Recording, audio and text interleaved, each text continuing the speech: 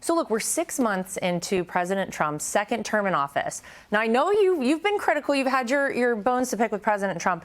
If you took his name out of it and looked solely at what has happened, the policies and the things that have changed around the world and in our country over the first 6 months, how do you rate his presidency so far? I wouldn't give it a good rating. Why not? Simply.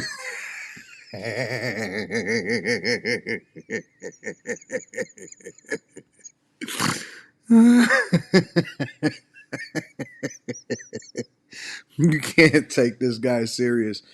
Look, we're going to get into it, but this is what the problem is with liberals and Democrats is that they refuse to acknowledge and they are not objective, and they know that Trump has been winning in every single sense of the word, but this is what they're standing on. But let's go ahead and hear what he got to say, y'all. Because, the least of us are still being impacted the worst. Like when you look at something like, the big, beautiful bill, that's something that, I'm going to benefit from because of the tax bracket that I'm in. But, there's going to be so many people that's hurt by that bill. And, anything that, takes away Medicaid from people and is going to put people in a worse financial situation than, they were previously in, I'm not for. And, he ran on that. Like he ran on, the economy. He ran on saying that, grocery prices were going to be down and, That has happened.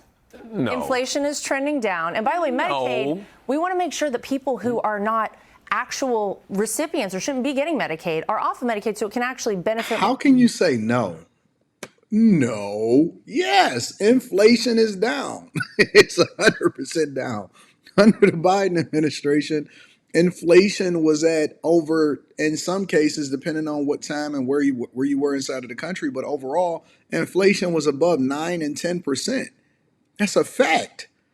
This is 100% a fact. This is not even debatable. Like, I'm not sure. And see, again, I think that we pedestalize certain people and we look at people that have a huge platform or something like that, and we automatically assume that they know what they're talking about every single subject, including inflation, including politics, including hip hop, including basketball and popular culture and relationships. And we got to stop. We got to separate it. But here we are. More people. There is good stuff in that bill, though. You have the 2017 tax cuts that are made permanent, and that really is for everybody. For who, though? But that's for everyone. Everyone in this country is impacted by that. You also have things, by the way, like money going to school choice for parents all across this country. There is a lot of good that I think will come out of the big, beautiful bill. But what about things like... Right now, people are hurting. And Yo, listen. She was too intelligent for him on a Breakfast Club, and she's too intelligent for them now. Honest to God. She's way head and shoulders above them. But I do think that it's dope that she's invited Charlamagne on a platform and that she went to the Breakfast Club because it gives more perspective and a difference and a gap between those that truly understand politics and the bill itself. I guarantee you he's never even read the bill. I guarantee you that he hasn't read the bill. He doesn't know that people that are below a certain tax bracket actually are the ones that ultimately benefit when it comes to the percentages and how much you have back into your paychecks, how much you have to put back into your family, all of these different things. He has no clue whatsoever. He campaigned on immediate change, day one change. And you don't think you felt any change? People aren't feeling change. No. Do you feel safer knowing that Iran will not have the ability to develop a nuclear weapon? Iran? Yeah. Sure. I feel safe if you're telling me that a country won't have the ability to build a nuclear. If you're telling me, he has no clue whatsoever. He has no clue whatsoever. Focus on Neon. Focus on Kevin Gates or something like that, bro. Do you feel better knowing our borders closed?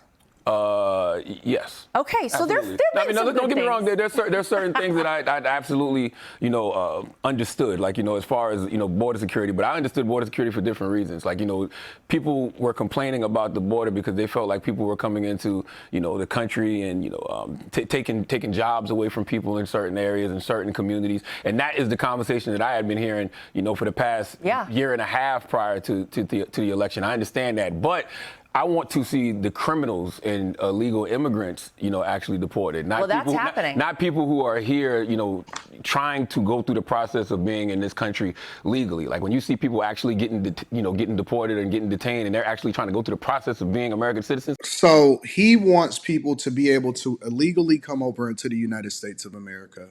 And then we have to wait for them to commit an additional crime because they broke the law and coming over here illegally. You can't do that anywhere else in the world.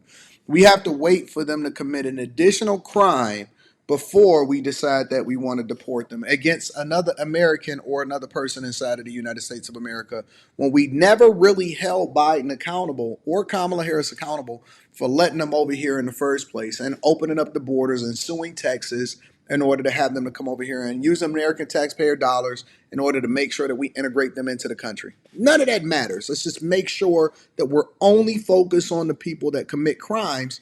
And we're also not factoring into the equation that all liberal cities refused from day one since Trump came into the office. They refused to allow for Trump to work with and ICE agents and HSI, Homeland Security agents, to work with different cities and different states that if an illegal migrant got arrested, then they would be handed over so that they can be deported. So we just gonna ignore all of that. And we just going 100% focus on how it is that you feel. Got it.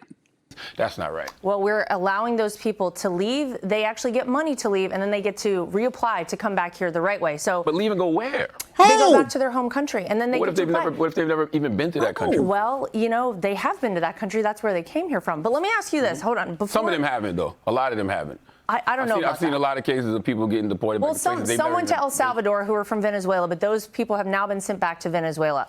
Let me ask you about how the Democrats have responded, though, in the first 6 months of this presidency.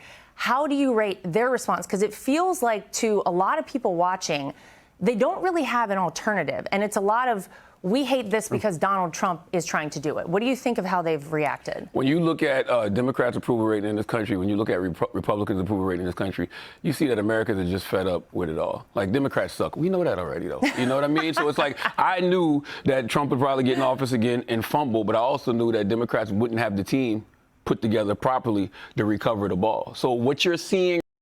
Do you hear? It's the same thing that was happening during the election, and J.D. Vance kind of hit on this.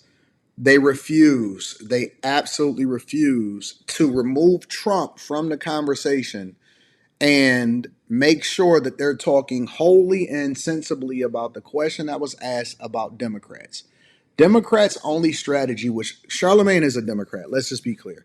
He's not an independent. He's not an independent thinker. He's a 100% trained to respond based off of the talking points that was given to him. And he's 100% always going to be voting for Democrats, even though he's going to use this one little thing and say, well, I went off on Biden and I held him accountable too. Charlamagne is 100% a Democrat. He may not necessarily like all of the Democrats as being presented to him, but he's 100% a Democrat, all right? And their strategy is to always say, but Trump, but Trump. And even when they say, hey, listen, what do you think about the sentiment about Democrats? Because Trump is winning, let's be clear. They're going to say, but Trump. And even though Trump. Right now from just American people is just a backlash to everything. People want something different. Well, when I was on your show back in, I think it was October of last year, you told me that you would have been happy to have voted for Kamala Harris as the nominee for the Democrat Party. I want to ask you, do you still feel that way? Do you think she was the best representative and the best person for the Democrats in their chance to have a president this term? Yes, I would have voted for, I did vote for Vice President Kamala Harris. But absolutely. Because, if you look right now, she's looking pretty good because a lot of the things that she said, President Trump would do, he actually did. And, I did a segment on The Daily Show, after he Yeah, he did everything that he said that he was going to do on the campaign. That's why you hear the whole rhetoric of promises made, promises delivered.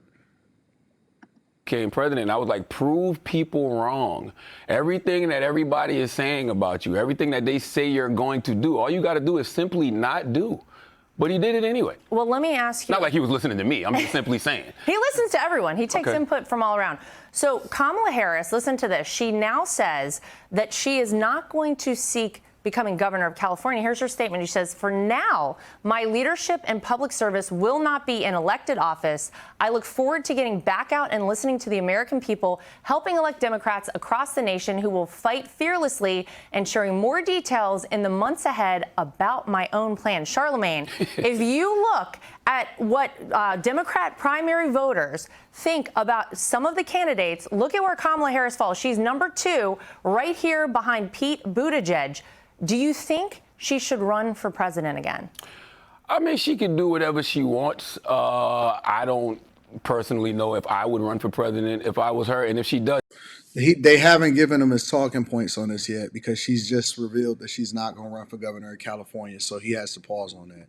She has to get a real connection with the people. I think that's something that she's always been missing. If you look at from 2020 to now, whenever you see her, it always seems like it's transactional, right? Like she ran for president, so she was trying to get, people's attention for that. Then she became vice president. Then she became the actual nominee. People have never seen the VP just out having a conversation, doing what she says she wants to do right there, which is just being of service to the people in that way. And I think she just needs to establish a real connection with the people. I think any of those candidates that are attempting to run need to establish a real connection with the people. And I think that you do it by doing things like this. Like, you have to show up to the Fox Newses of the world. You have to show up to the Joe Rogans of the world. Hell, I think that in 2028, really now, until 2028, they should have their own platforms. They should be.